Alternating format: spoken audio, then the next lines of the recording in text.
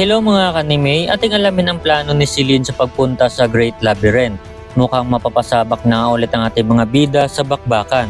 So wag na natin patagalin pa at simulan na natin ang chapter 93 to 94 ng Fairy Tail 100 Years Quest.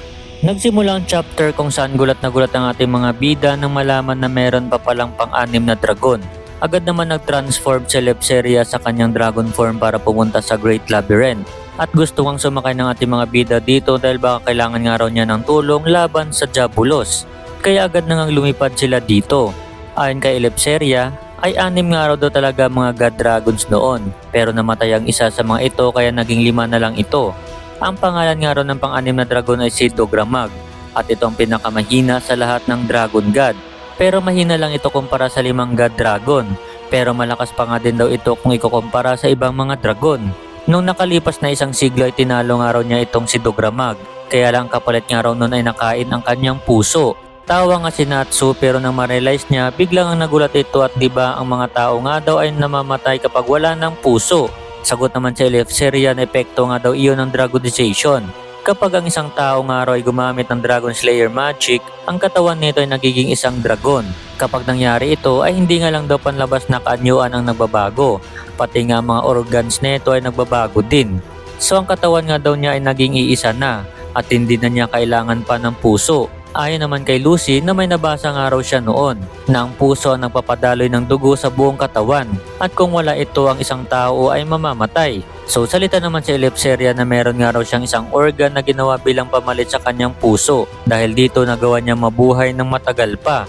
Pero lalo nagkikilabot nga raw ni Dogramag pagkatapos mamatay nito dahil umapaw nga raw ang magic power nito mula sa katawan nito papunta sa ilalim ng lupa. Dahil dito ay nagkaroon nga daw ng isang napakalaking underground labyrinth at tinatawag itong The Great Labyrinth of Dogra. Hindi naman makapaniwala ang dalawang pusa nang malaman ng patay na katawan nito ay nakagawa pa ng isang labyrinth. Ngunit sagot nga si Lepseria na sigurado siyang ito ay dahil sa kanyang magic power. Dahil kahit patay na ito ay patuloy pa din nagkakalat ito ng magic powers. Kaya sapat lang na isama ang pangalan nito bilang isang dragon god. Libo-libo na nga raw pumasok ng mga salamangkero at mga manlalakbay sa labyrinth. Ngunit kakaunti lang ang nagawang makabalik. Ayon nga raw sa mga report na ang Great Labyrinth ay patuloy na lumalawak at nagiging komplikado kada taon. Kaya isang siglo na nga raw mula ngayon nang isara ang pasukan neto dahil napakadelikado nga raw. Tanong nga sila na ibig sabihin hanggang ngayon ay patuloy pa ding lumalawak ang Great Labyrinth. Sagot naman si Lepseria na hindi nga raw niya alam. Pero ang alam niya ng dahilan neto ay patay na. Kaya wala nga raw silang choice ngayon kundi isara ang pasukan. Tanong naman si Lucy na hindi nga raw ba nag-regenerate ang katawan ni Dogramag sa nakalipas na isang siglo. Sagot naman si Lepseria na hindi nga rin daw niya alam. Kahit pagkatapos na ito mamatay ay hindi niya alam kung bakit ginawa niya ang isang labyrinth. Tanong naman si Erza na so ano nga raw ang purpose bakit pumunta ang mga Diabolos rito. Sagot naman si Lepseria na gusto nga raw ng mga ito na kainin ang dragon at kunin ang kapangyarihan neto. So lalo naman silang naguluhan dahil gusto nga daw ba nilang kainin ang isang patay na dragon. Dahil sa namatay ito ng isang siglo na ang nakalipas ay marahil isang buto na lang ito. Salita naman si Lepseria na marami pang araw siyang hindi alam tungkol sa kapangyarihan ng Earth Dragon God. Pero ang alam niya ay ang kapangyarihan nito ay gumagana pagkatapos mamatay nito. At hindi niya ma-imagine kung mapapasa kamay ito ng ibang tao. Pero ang mas kinakatakot nga raw niya ay ang sarili niyang puso. Tanong nga si Natsu na hindi nga daw ba ito kinain. Sagot naman si Lepseria na nasa loob nga raw ito ng labyrinth. Hindi nga daw ito makain ni Dogramag kaya marahil pinoprotektahan ito ng isang mahika. O marahil nag-regenerate nga raw ito dahil sa kapangyarihan ng labyrinth ni Dogramag. Dahil nararamdaman nga raw niya ang pagtibok ng kanyang puso hanggang ngayon. Nagsisinungaling nga raw siya kung sasabihin niyang wala siyang attachment sa sarili niyang katawan. Pero kung talagang wala na, hayaan na lang ang sinabi niya. Pero kapag sakaling andun pa nga rin raw ang puso niya, ang kapangyarihan ng Low Dragon ay aabot sa Diabolos. So ito nga raw ang element ng kanyang Dragon Slayer magic. Kung si Natsu ay apoy at si Wendy ay sky, siya naman ay Lo. Ito nga raw ang kapangyarihan ng kaalaman para magkaroon ng mga impormasyon tungkol sa buong magic world. Tanong naman sila kung kagaya nga raw ba ito sa kapangyarihan ng dating council chairman. Sagot naman si Lepseria na walang-wala ang kapangyarihan noon kumpara sa kanya. Kahit nagagawang makalikom nga raw ng impormasyon ng taong iyon tungkol sa mukha, kapag may taong gumamit ng kanyang puso, magagawa ng mga ito na itago ang kasamaan sa magic world. Kasama na dyan ang Eterion at mukha. So bali tanong nga sila na meron pa nga daw bang weapon ang mga government maliban sa mukha. Sagot naman si Elefseria na sandata nga raw ito bilang pang self-defense sa mga ikinulong ng mga salamangkero. At hindi nga daw niya ito pwedeng sabihin sa kanila ang negative legacy neto. At isang bagay na hindi dapat malaman pa ng henerasyon nila ngayon. Agad naman silang sagot na naintindihan nila at pipigilan na lang nila ang Diabolos para mapasa kanila ang puso niya. So maya-maya salitang uwak na malapit na sila sa Great Labyrinth. Papalapag na nga sila rito. May napansin nga silang tao sa ibaba. Maya-maya ipinakita ang sina Gadgil at Laxos at Lily pala ito. Nagulat nga rin sila na mapansin sila Natsu na nakasakay sa dragon.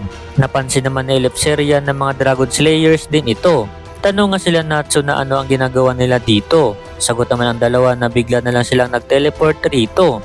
Maya-maya may napapansin nga sila sa itaas. At ang dragon na si Celine ito.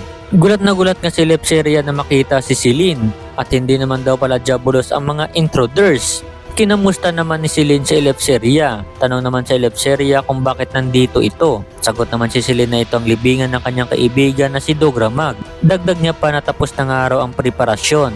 Ang langit nga ay biglang dumilim. Sabay sabi sa mga fairy tale na simulan ng araw nila ang palaro. Tanong nga sila Laxos at Gadgil na ano ang sinasabi neto at bakit niya dinala sila dito. So sagot nga si Celine na ito ay dahil mga Dragon Slayers din ito. Tanong naman si Elefseria na ano ang ibig sabihin niya. Agad naman sagot si Celine na nasa kanya ng araw ang Diabolos ngayon. Laking gulat naman ng ating mga bida na marinig ito mula kay Celine. At bakit nga raw kinuha niya ito? Sagot naman si Celine na dahil parehas nga raw sila ng mga gusto. At sa loob ng labyrinth ay nakatago ang puso ni Elefseria at gusto niya itong makuha. Tanong naman si Elefseria na bakit? Sagot naman si Celine na gusto nga raw niya malaman ang impormasyon tungkol sa sandata na ginagamit ng mga tao. So ang tinutukoy nga ni Celine dito ay ang negative legacy na sinasabi ni Elefseria kanina. Anyway, ayon nga kay Celine na dahil nga raw sa kapangyarihan ng labyrinth ay naging mas lumakas na ang puso ni Elefseria kaysa sa katawan nito.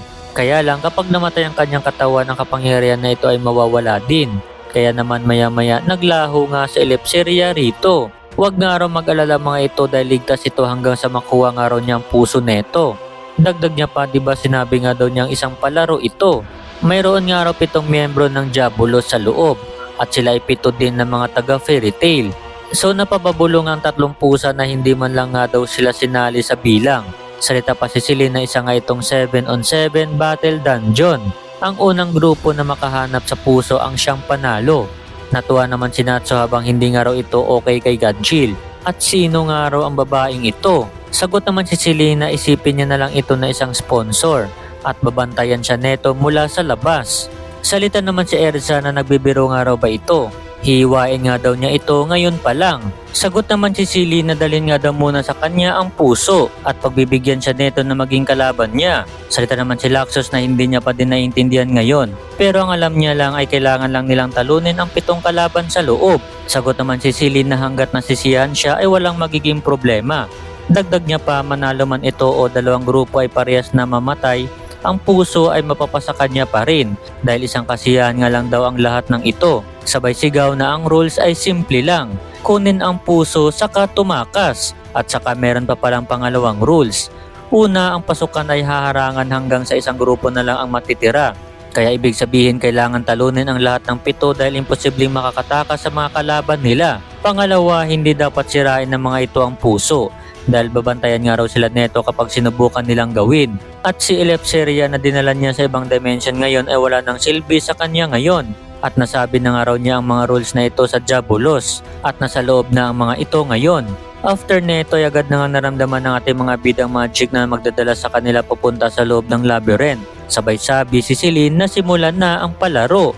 Inayan naman niya ang uwak para uminom ng tsaa at makikita nga raw nila mga nangyayari sa loob. Samantala sa loob ng Great Labyrinth nagsama si Gadgil at Carla.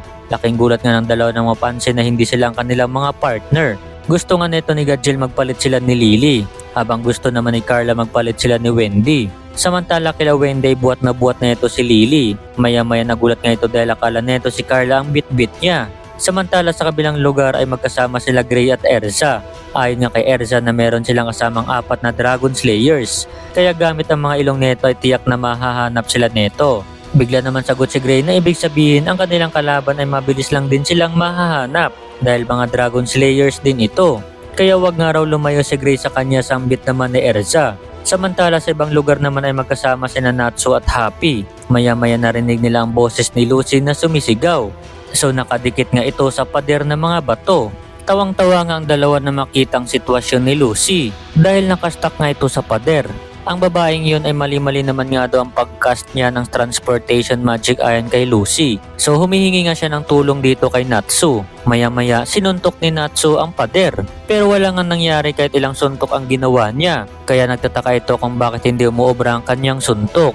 Maya-maya may nagsalita mula sa di kalayuan. Ayon dito na ang pader sa labyrinth ay hindi nasisira ng kahit anong lakas. At siya nga raw si Haku, isang white tiger dragon. At isa siya sa mga Diabolus Dragon Slayer Knights. At huwag mag-alala mga ito dahil ilalabas niya mula sa pader si Lucy. Maya-maya nakalis na sa pader si Lucy, kaya lang naging isang dal ito. At dito nga nagtapos ang chapter 93 to 94. So mga kanime nagsimula na nga ang palaro na ginawa ni Celine.